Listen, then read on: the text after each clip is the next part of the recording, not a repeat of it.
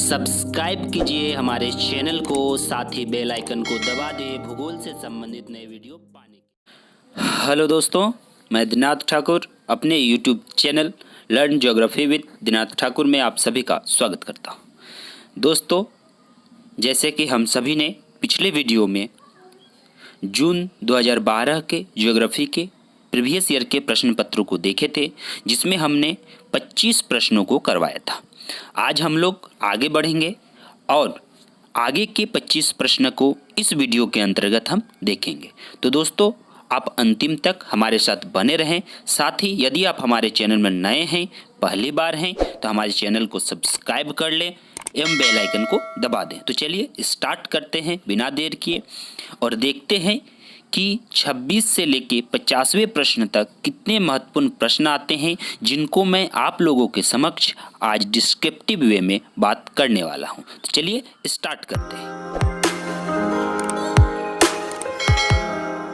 26वां प्रश्न है, निम्नलिखित में से किसे स्वच्छंद उद्योग के रूप में वर्गीकृत किया जाता है। तो यहाँ ध्यान दीजिए कि स्वच्छंद उद्योग के बारे में पूछा जा रहा है। तो स्वच्छंद उद्योग को हम लोग स्वतंत्र उद्योग के रूप में भी जानते हैं। सबसे पहले ये जान लीजिए कि स्वच्छंद उद्योग को स्वतंत्र उद्योग के रूप में भी जानते हैं।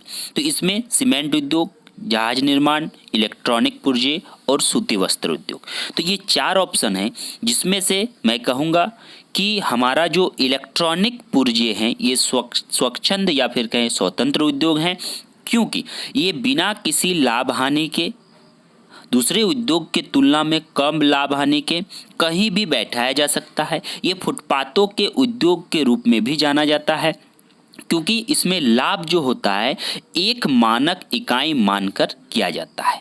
जबकि सीमेंट उद्योग, जहाज निर्माण उद्योग या फिर हम कहें सूती वस्त्र उद्योग, ये सभी बड़े उद्योग हैं, बृहत उद्योग के अंतर्गत समाहित हैं। ठीक है।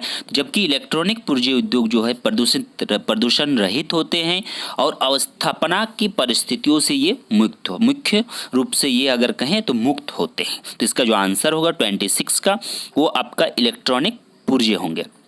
27 की ओर बढ़ते हैं और 27 में देखते हैं, एग्रीकल्चर ज्योग्राफी से दिया गया है कि नेट बोया गया क्षेत्र द्वारा विभाजित सकल बोया गया क्षेत्र क्या कहा जाता है। यानी कि ध्यान दीजिए कि नेट बोया गया क्षेत्र बटा सकल बोया गया क्षेत्र क्या कहलाता है। सीधे तौर पे समझिए कि सकल बोया गया क्षेत्र और नेट बोया गया क्षेत्र यदि हम अनुपात करेंगे तो इसमें 4 ऑप्शन है, कृषक क्षमता, फसल विविधीकरण, फसल केंद्रीकरण या फिर फसल गहनता।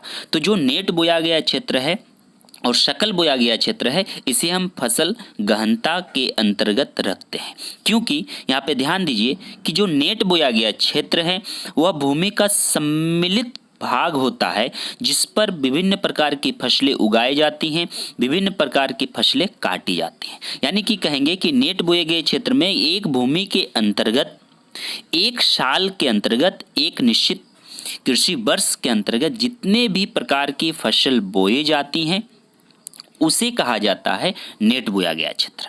जबकि हम कहेंगे सकल बोया गया क्षेत्र, तो सकल बोया गया क्षेत्र को यदि हम निकालेंगे तो सामान्य रूप से ये एक वर्ष के अंतर्गत विभिन्न फसलों के अंतर्गत कुल बोए गए क्षेत्र को सम्मिलित किया जाता है। जैसे कि मान लिया जाए कि सकल बोया गया क्षेत्र में कि गेहूं है, तो गेहूं को एक साल में कितने क्षेत्र में, इस भूमि के अंतर्गत कितने क्षेत्र में बोया गया है, इसको प्रदर्शित करता है। जबकि सकल बोया गया क्षेत्र में जितनी प्रकार की हैं, नेट बोया गया क्षेत्र में क्या है कि जितनी प्रकार की फसल इसमें होंगी वो सभी एक वर्ष के कृषि वर्ष के अंतर्गत समाहित हो जाएंगे। तो जब दोनों का हम अनुपात करते हैं तो फसल गहनता निकल कर आती है।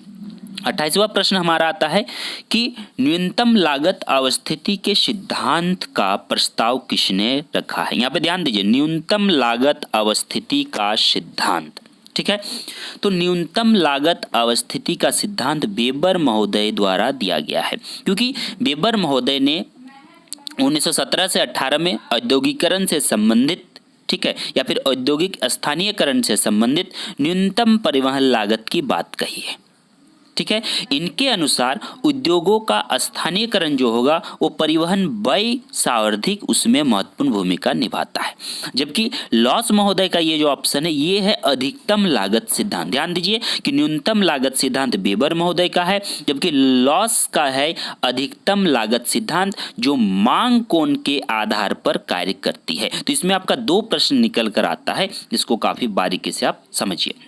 29वें प्रश्न की ओर बढ़ते हैं, जिसमें कहा जा रहा है कि संयुक्त राज्य अमेरिका के नगरों के उपान सब्जी और फलों तथा फूलों की गहन खेती क्या कहलाती है? Truck farming. अब यहाँ पे सवाल है कि इसको हम ट्रक फार्मिंग क्यों कहते हैं? क्योंकि संयुक्त राज्य अमेरिका में जितने भी फल फूल या सब्जियों का नगरीय क्षेत्रों में परिवहन होता है वो ट्रकों का उपयोग किया जाता है, इसीलिए उसे ट्रक फार्मिंग के नाम से जाना जाता है।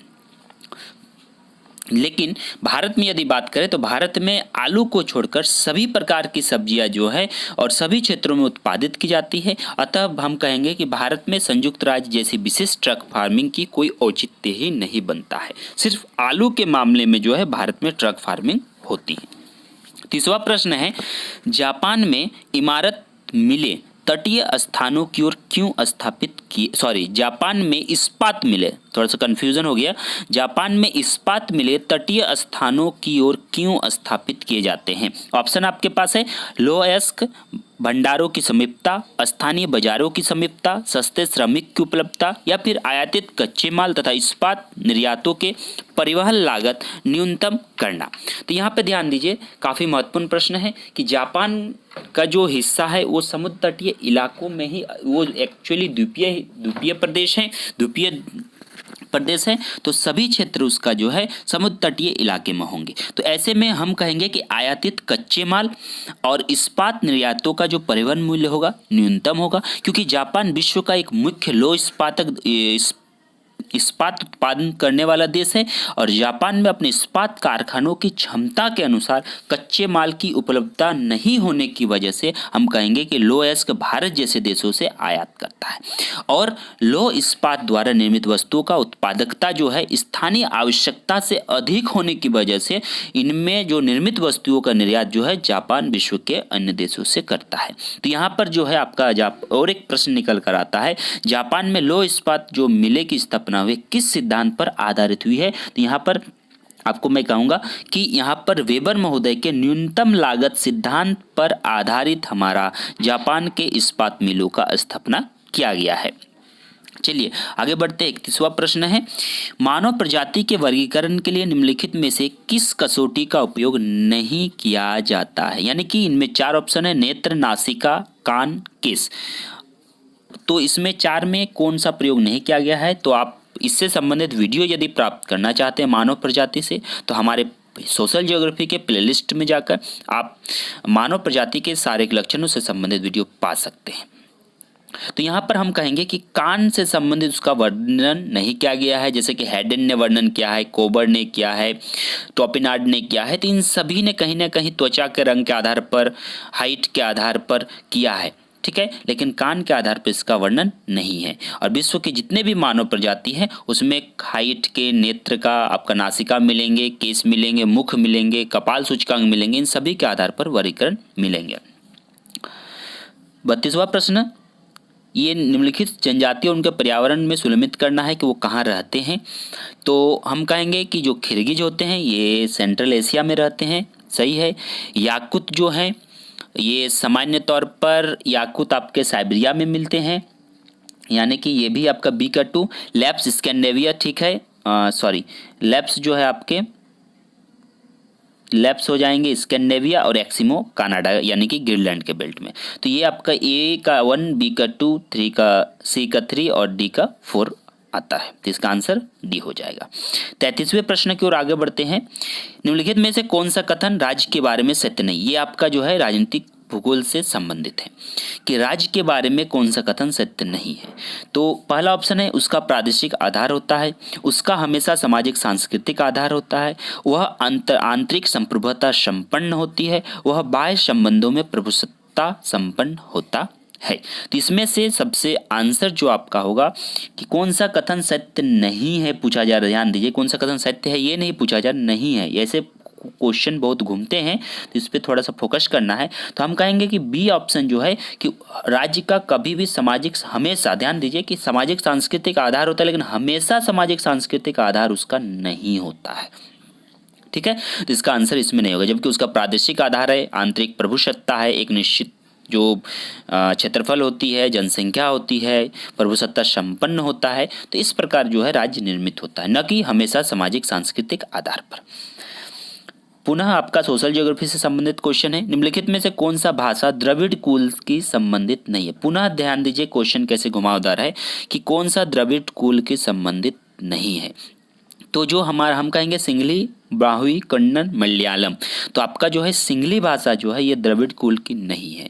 भारत में द्रविड़ कुल की भाषाओं में अगर जो है दक्षिण भारत में विशेष तौर पर ये प्रचलित है, जो दक्षिण भारत के हिस्से हैं इसमें ये विशेष तौर पर प्रचलित मिलते हैं। यहाँ पर जो है इस भाषा में आपका दक्षिण भारत में कहेंगे तो कन्नड़, मलयालम, तमिल, तेलुगु, ब्रह्मी आदि भाषाएं मिलती है। जबकि श्रीलंका की मूल भाषा सिंगली है। ठीक है, और प्राचीन काल में श्रीलंका को सिंगली द्वीप के नाम से जाना जाता है। इसका जो सही आंसर होगा कि द्रविड़ भाषा में सिंगली नहीं आती है। देखिए दोस्तों, मैं 2012 के प्रश्न पत्रों को इसलिए करवा रहा हूं क्योंकि अभी एनटीए कुछ इस प्रकार के प्रश्न बना रही है जो पिछले प्रश्नों से संबंधित ज़्यादा हो रही हैं।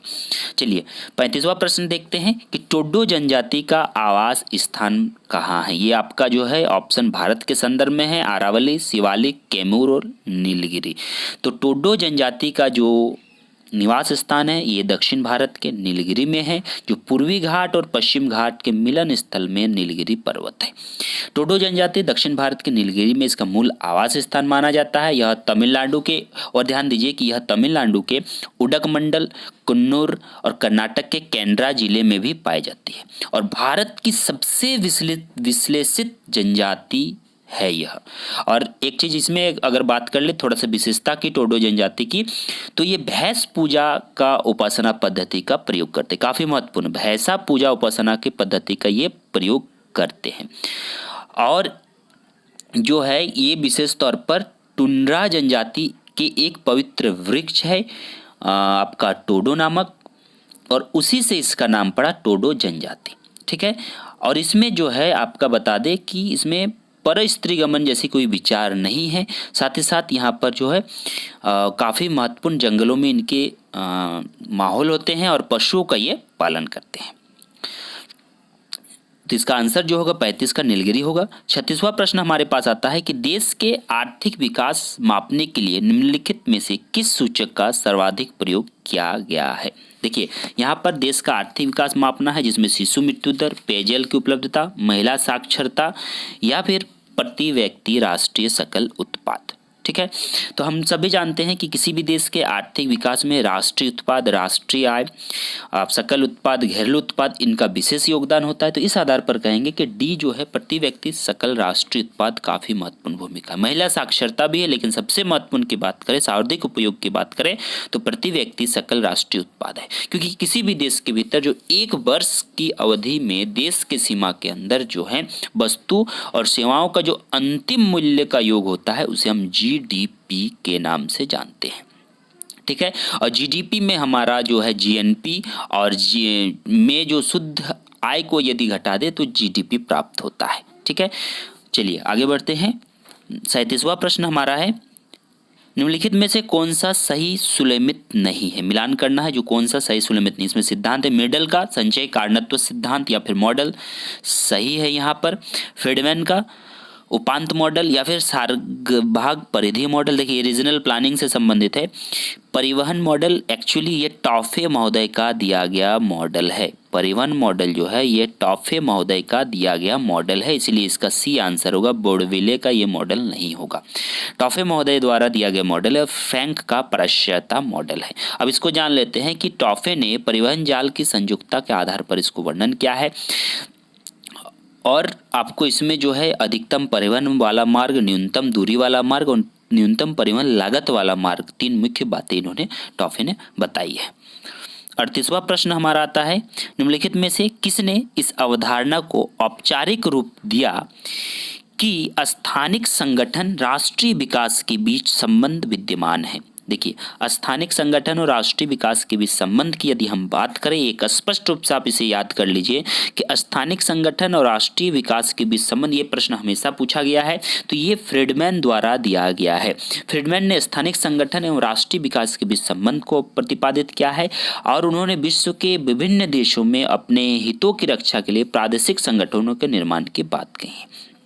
ठीक है, अब इन प्रादेशिक संगठनों में यदि बात करें तो जैसे कि हम सभी जानते हैं, मुक्त व्यापार संगठन चल रहा है विश्व स्तर पर, आर्थिक संगठन चल रहा है, आर्थिक सामुदायिक संगठन चल रहा है, यूनेस्को चल रहा है, UNEP चल रहा है, सब एक साझा बाजार निर्मित करते हैं, WHO चल रहा है। तो ये सभी एक राष्ट्रीय विकास के बीच को संबंध स्पष्ट करती है। आगे बढ़ते हैं, जिसमें 39 नंबर का प्रश्न है, 39वां प्रश्न है कि निम्नलिखित इसमें हमारा है कि रोस्टाओ के मॉडल के अनुसार आर्थिक समृद्धि की अवस्थाओं में कौन सा अनुक्रम सही है। तो इसको हम लोग पहले एक देख लेते हैं। ठीक है, कि कैसे रोस्टाओ का मॉडल एक के बाद एक आगे बढ़ता है। रोस्टाओ ने सामान्य तौर पर यदि हम कहेंगे तो रोस्टाओ ने जो है 4 भागों में उन्होंने अपने मॉडल को दिया है, जिसमें सबसे पहला जो होगा, नंबर 1 जो होगा, आप याद कर लीजिए, पारंपरिक समाज। दूसरा आपका जो होगा उत्थान, तीसरा होगा परिपक्वता की ओर, और चौथा होगा अधिक धन उपयोग। ठीक है, तो यहाँ पर आपका जो है पहला परंपरागत समाज, उत्थान, फिर आपका आता है परिपक्वता की ओर, और फाइनली जो आता है अधिक जन उपयोग। तो इसके आधार पर कहेंगे तो बी आपका आंसर होगा। इसको आप याद कर लीजिए। 40वां प्रश्न आता है, निम्नलिखित में से कौन सा क्षेत्र आकारी या फिर समांगी क्षेत्र है। ध्यान दीजिए, समांगी क्षेत्र है। यहाँ पर नोडल रीजन की बात हो रही है। ठीक है, तो नोडल रीजन अगर हम बात करें तो नोडल रीजन सामान्य तौर पर यहाँ आपका दिल्ली महानगर है, हैदराबाद सिकंदराबाद है, दिल्ली जयपुर है और असम घाटी है। तो यहाँ पर आपको मैं कहूँगा कि समांगी क्षेत्र वे प्रदेश होते हैं जो चुने हुए आधार तत्व की कसौटी में सर्वत्र समरूप होते हैं। ठीक है, यानी कि उनकी विशेषता ओवरऑल होती है, चाहे धर्म, भाषा, आर्थिक, जलवायु सभी तरह से। तो यहाँ पर असम घाटी आपको सभी तरह से परिपूर्ण दिखाई देती है। अगर यहाँ पर दामोदर वैली कॉर्पोरेशन होता तो वो भी आंसर होता, लेकिन अगर यहाँ पर कुछ नदी घाटी से संबंधित नहीं होता तो दिल्ली महानगर इसका आंसर होता। 41वां प्रश्न है, 2001 से 11 के बीच लिंग अनुपात प्रति 1000 स्त्रियों में कितना था। 2001 से 11 के बीच लिंग अनुपात प्रति 1000 स्त्रियों में कैसे कितना प्रतिशत था, या फिर कहें यहाँ पर कितना प्रतिशत वृद्धि हुई। 5 से 10 में कमी आई, स्थिर रहा, तो हम कहेंगे 5 से 10 में वृद्धि हुई। कारण है कि 2001 में महिलाओं का दर 933 था। ठीक है, जो 2011 में आपका बढ़कर 940 हो गया, तो 7 बढ़ा, तो ये वृद्धि दर में आता है, तो इसीलिए इसका 5 से 10 की वृद्धि हुई है। 42वां प्रश्न की ओर हम लोग बढ़ते हैं। सूची है मिलान के लिए खनिज और खनन क्षेत्र। ठीक है, तो तांबा कहाँ पाया जाता है, ये राजस्थान के खेतड़ी में। लौह अयस्क कहाँ पाया जाता है, कुद्रेमुख में, कर्नाटक का। ओ सॉरी थोड़ा सा कंफ्यूजन हो गया मेरा, 1 मिनट। यहाँ पर खनिज और खनन क्षेत्र आपका है कि खनिज और खनन क्षेत्र है। ठीक है, तो पहला तांबा खेतड़ी, ठीक है। दूसरा लौह अयस्क आपका जो है ये आपका जो होगा लौह अयस्क कुद्रेमुख। ठीक है, कोई कंफ्यूजन नहीं। तीसरा आपका जो है मैंगनीज बालाघाट, और अभ्रक आपका कोडरमा। ठीक है, तो इसका आंसर जो होगा डी हो जाएगा। 43वां प्रश्न आते हैं, भारत में मैंग्रोव निम्नांकित में से किसका सर्वाधिक महत्वपूर्ण वृक्ष है। तो हम सभी जानते हैं कि ज्वारीय वन होता है मैंग्रोव, जो समुद्र तटीय इलाकों में विशेष रूप से पाए जाते हैं। ठीक है, साथ ही साथ आपको कहेंगे कि ये आपके सुंदरबन डेल्टा के क्षेत्रों में, आपके कच्छ के रण के क्षेत्रों में, आपके समुद्र तटीय पूर्वी घाट पश्चिम घाट में दिखाई देते हैं। 44वां प्रश्न आता है, निम्नलिखित में से कौन सा सही सुलेमित नहीं है। विशाखापत्तनम, टिटलागढ़, भद्रावती, पिंजोरा। तो आपको यहाँ पे ध्यान देना है कि विशाखापत्तनम जहाज निर्माण के लिए फेमस है, भद्रावती लोह इस्पात के लिए फेमस है, पिंजोरा मशीन औजार के लिए, लेकिन टिटलागढ़ जो है कागज उद्योग के लिए फेमस है, न कि आपका रेलवे उपकरण के लिए। ठीक है, ध्यान दीजिए कि टिटलागढ़ जो है आपका कागज उद्योग के लिए फेमस है, तो इसका जो आंसर होगा टिटलागढ़। 45वां प्रश्न है, निम्नांक अधिकतम प्रतिशत की दशकीय वृद्धि किस दशक में प्राप्त हुई?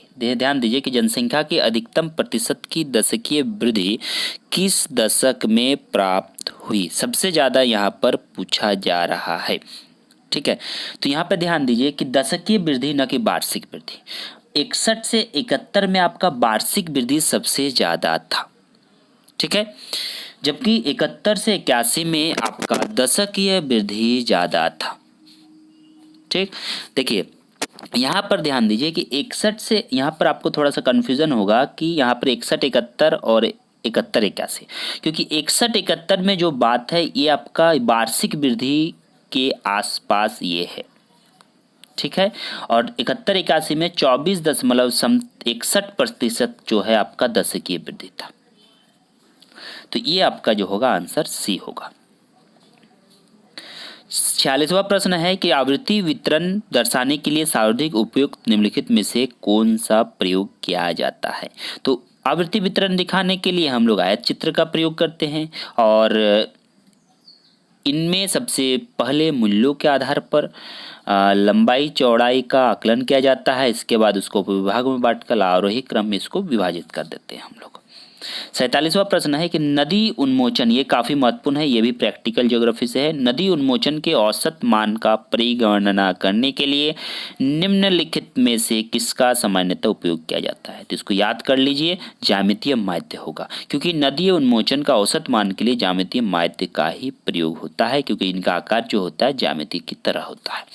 48वां प्रश्न आते हैं, ये आपका थोड़ा सा ध्यान देना है, अर्बन ज्योग्राफी से है।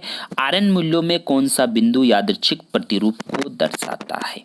ठीक है, यादृच्छिक प्रतिरूप को आपको दर्शाने की बात है तो हम लोग कहेंगे, यानी कि रैंडम जिसको कहते हैं 1.0, यानी कि बी आपका आंसर होगा 1.0। ठीक है, रैंडम या फिर कहें देव प्रतिरूप। 1 से लेके 1.19 तक आपका हो जाता है रैंडम।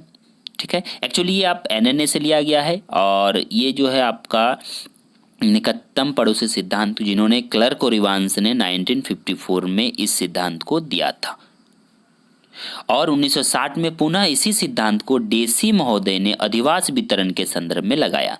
ध्यान दीजिए कि निकटतम पड़ोसी विश्लेषण सूचकांक के तहत आरएन का प्रयोग किया जाता है, यानी कि जो हम रेंडमनेस की बात करते हैं, क्लस्ट्रल की बात करते हैं, तो इन सभी का प्रयोग 1954 में जो है क्लर्क और इवांस ने प्रयोग किया था वनस्पति के वितरण ज्ञात करने है। तो ध्यान दीजिए, क्लर्क और इवांस ने जो है वनस्पति वितरण ज्ञात करने के लिए इसका प्रयोग किया था, लेकिन 1960 में जो है आपका डेसी ने इसको सेटलमेंट के रेफरेंस में काम किया। ठीक है, चलिए आगे बढ़ते हैं। 49वां प्रश्न है 49 नंबर कि विविध भौगोलिक विशेषताओं से युक्त क्षेत्र के प्रतिनिधि गांव के चयन हेतु सर्वाधिक उपयुक्त प्रतिचयन की तकनीक कौन सी है? तो ये हमारा गांव के संबंध में स्तरित स्ट्रेटिफाइड रैंडम होगा। ठीक है, और अंतिम आज का प्रश्न है, निम्नलिखित पद्धति में किसमें अंतर्वेशन का उपयोग किया जाता है? तो ये होगा आपका सममान, यानी कि सममान जो है ये सममान रेखा विधि से मानचित्र के तत्वों के वितरण को प्रदर्शित करने के लिए जो है अंतर्वेशन रेखाओं का सहारा लिया जाता है। ये समान मान वाली रेखाएं होती है, जबकि अगर हम कहें कि अंतर्वेशन रेखा मतलब होता है आइसोप्लेथ। ठीक है, तो दोस्तों हमने देखा 25 महत्वपूर्ण प्रश्नों को काफ़ी बारीकी से। तो यदि आपको हमारा ये वीडियो अच्छा लगा है तो हमारे चैनल को सब्सक्राइब कर ले, साथ ही आने वाले नोटिफिकेशन के लिए आप बेल आइकन को दबा दें। साथ ही हमें कमेंट करके ज़रूर बताएं कि आप